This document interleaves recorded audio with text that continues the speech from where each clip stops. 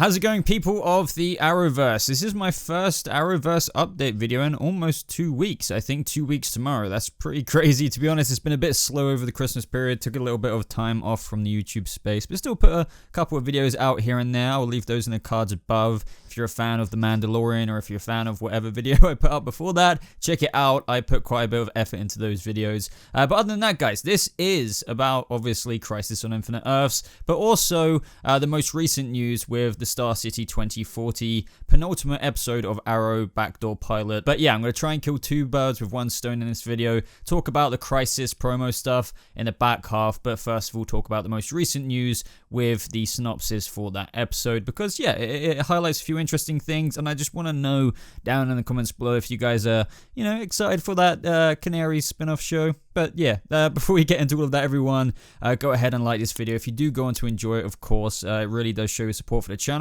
YouTube favors likes. I wish it didn't, but it does. So if you do enjoy it, click that button. Also, if you want to talk about all of this with me, as this is returning Tuesday, January 14th on the CW, why not join my Discord server? Because I'm quite active there. It'd be great to see more of you there. Got quite a few of you in there. So yeah, hopefully see you there. Link should be in a top pinned comment or in the description down below. But jumping right into it, guys, the Green Arrow and the Canaries spin-off show, it's been an interesting ride so far since that first got announced that it was a series in works, and now we've got the Backdoor Pilot episode coming in Arrow. Episode 9, whether you're excited for that or not, we're here today to talk about the recent synopsis that got announced, and let's get right into it, I suppose. So it's the year 2040 in Star City, and Mia Queen, interestingly, Mia Queen, not Mia Smoke, Catherine McNamara, I can't say that name still, has everything she could have ever wanted. However, when Laurel, Katie Cassidy, as we all know, and Dinah, Juliana Harkavy, why am I reading out the bracket names, suddenly show up in her life again, things take a shocking turn and her perfect world is upended. Laurel and Dinah are tracking a kidnapping victim with direct ties to Mia, and they need her help. Knowing it will change everything, Mia can't help but be a hero, and she, Laurel, and Dinah suit up once again to save the city. Sounds okay, I guess. I mean, this is a backdoor pilot after all. If you follow me on Twitter, you may have seen the reaction I put to this. If I'm going to be completely bluntly honest with everyone, I'm not really mega excited for this, but I can't really, you know, draw my full judgment, of course, until I see the freaking episode. So I'm not going to be saying right now that this is bad. I'm not going to watch it. Of course not. I'm a guy who's watched and reviewed 6 episodes of Batwoman when everyone told me to stop doing it. Like, I kept trying to watch and enjoy that show, so I'm going to try the same here. But, you know, preemptive hype, not high, not remotely high. I think a lot of you can understand. Some of you may not, but a lot of the fandom didn't really enjoy the flash forward scenes. I was one of those. I enjoyed the flash forward characters more in the present day, you know, that got introduced in Arrow this season, leading into Crisis on Infinite Earths, of course. But yeah, like, you know, I just wanted to put my thoughts out there, me going into this with this synopsis now, because I'm still not massively excited. But I've still got a couple of questions that I want to share with you guys down in the comments below. We can all talk about this together. It's year 2040, so as we knew, and we've known for quite a while now, I think Mark Guggenheim said it, because there was some speculation that the Green Arrow and the Canaries spin-off show would be in present day. Maybe Mia would have stayed there. Maybe it was this conquest to save the city and prevent it from becoming what it did in the future, but that kind of got scrapped, that whole speculation and theories from the fandom, by Mark Guggenheim saying it's 2040, and this synopsis says that. And Mia Queen. So obviously post-Crisis, no longer Mia Smoke. You can make up your own excuse there. Maybe she just wants to be called Mia Queen. You know, she's got to know her father now. I mean, she's just Mia Queen. Like, not Mia Smoke, Mia Queen. Fair enough. And has everything she could have ever wanted. Really? Really? Like, maybe to a degree, but that's not, maybe there's more to this we can't comprehend right now, but she hasn't got a dad. I'm pretty sure she's probably wanted to see her father her whole life. She did. He probably, you know, well, he's kind of the Spectre now. We'll get onto that with the more Crisis talk in the back half of this video. But yeah, that's just a bit strange to me. Let me know if you can elaborate on that. But anyway, moving onwards. This is another interesting question I pose to everyone. However, when Laurel and Dinah suddenly show up in her life again, things take a shocking turn and her perfect world is upended. So her perfect world, I'm just guessing this is obviously post-crisis. We all probably know that one.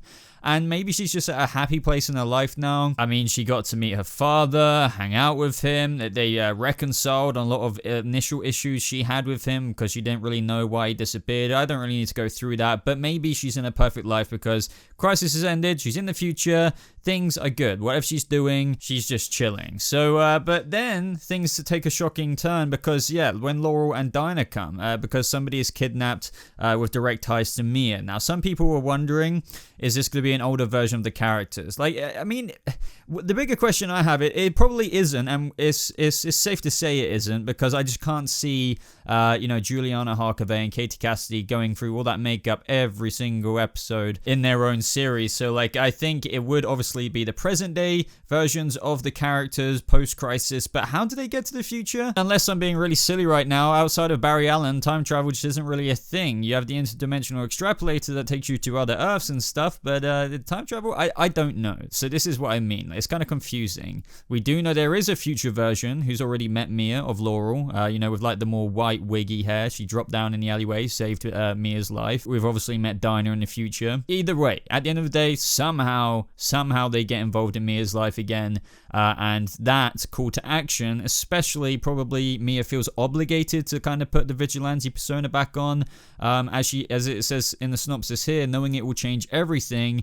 She can't help it. She wants to save this person. Who is this person? Well, that's a very good question. Has Crisis on Infinite Earths changed things up to the extent where Zoe is alive again? Could it be Zoe? I don't think William would be kidnapped. Maybe it is, but I think she would kind of know about that, before Laurel and Dinah pop up in the future to tell her. So this is the kind of, synopsis is if that's even a word, are kind of vague. But yeah, I'd love to start this conversation and discussion down in the comments below. Let me know your thoughts, because who could it be? It could be an off-screen character she kind of knew growing up. You could then be like, hey, but how? She was living in a cabin isolated. Who knows? There's a lot of years that went by till she reached the age she got at now, so maybe it is somebody we didn't know. I think that would be kind of unlikely to introduce a whole new character, so it probably is somebody that we're already familiar with, whether that's as a result of Crisis on Infinite Earths changing certain characters, whether that's JJ or whether it's Zoe or whoever. But either way, it's an okay premise for the backdoor pilot. I'm sure it's going to be interesting. I'm just not totally on board yet, but we'll come back to me. I've reviewed Arrow episode 9. So moving onwards and upwards, we have promotional photos for the finale of Crisis on Infinite Earths. So that is part 4. There is part 4 and part 5. It's a 2-hour finale, so finale in general, but this is only for part 4. I guess they didn't want to release it for part 5 because of spoilers. That is the final episode. But let's get into the synopsis for part 4. So stuck in the vanishing point, the Paragons search for a way to escape. The futility of the situation is compounded by the Flash's disappearance. However, hope appears in the form of Oliver, who reveals that he's become something else. Meanwhile, the origin stories for the Monitor and the Anti-Monitor are revealed. So if you guys keep both eyes locked in on all kind of news like this shouldn't really be a surprise. A lot of this synopsis is shown in the trailer. Other than the details, I guess, for the Anti-Monitor and Monitor's origins, but that information's been out there for quite a while. But let's move on to the actual photos. So the first photos show the Battle of the Dawn of Time. So I'm not going to waste your time with a bunch of, commentary on this, because it's quite literally what we've seen with the clips that you're probably seeing on screen right now. I mean, other photos show a really decent shot of the Anti-Monitor, but, nothing really new, apart from some nice, sweet HD shots of the battle with the Anti-Monitor. Now, as for Ryan Choi has a beard and why the others don't just baffles me. But, okay. Now, I would say the more interesting photos are these following ones, where we see them in the vanishing point. So this would be before the battle with the Anti-Monitor, and Ryan Choi seems to be working on an interesting device here. Now, with the genius of Lex Luthor also at his side, they're probably going to come up with something very, very handy and integral to what is going on in this crossover. Now, I would love to know what you think it could be. I mean, it could be used to track down the location of the Anti-Monitor, but then again, doesn't Oliver say in the promo for part 4, the Anti-Monitor's at the dawn of time. So he tells Barry that, or at least it seems like in that promotional trailer, but it could be to the other bunch of heroes, which I'll get onto in a second. But either way, I'm guessing that they're going to have some kind of way of getting there, and perhaps this could be that. Now, I've said it before as well, I believe what the heroes are looking at here in this picture could be them looking at Oliver appearing as the Spectre for the first time. But then again, of course, it could be their reaction to what device is being constructed by Lex and Ryan being activated, because there's a couple of shots with them in these photos and also not in the photos.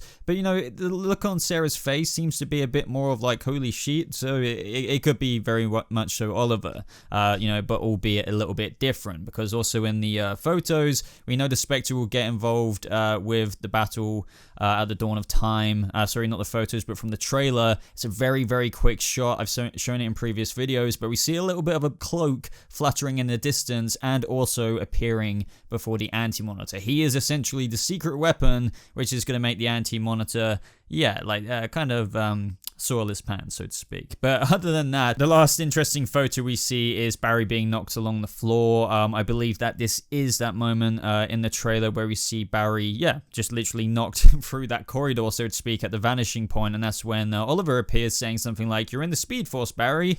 So yeah, I don't think there's too much to read in there. As I said, I don't want to waste your time analyzing every little detail and pipe in the background of the vanishing point. I do not believe there is more to say than what I have already said. But if there is, that is what the comment section is for, guys, or my Discord server. So I'd love to know what you think about all of this down in the comments below. Both the the Green Arrow and the Canaries spin-off show synopsis, or should I say the penultimate episode of Arrow, the backdoor pilot, and also these promotional photos and synopsis for part 4 of the Crisis on Infinite Earths 2-hour finale. But other than that, everyone, it's great talking about the Arrowverse again. It's been a couple of weeks, but you know, we're getting back into the swing of things now. You know, January's a bit of like a slowish time. I come out with a few more kind of video essay-like things, so I would recommend, if you're into Star Wars, to check out my video on why I think The Mandalorian is so important for the future of Star Wars. But also, I did a Gotham video for how Gotham could have done the Joker differently if they had full permission, no limitations on the Joker character.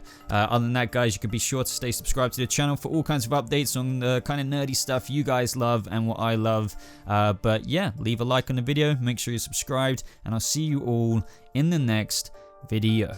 Goodbye.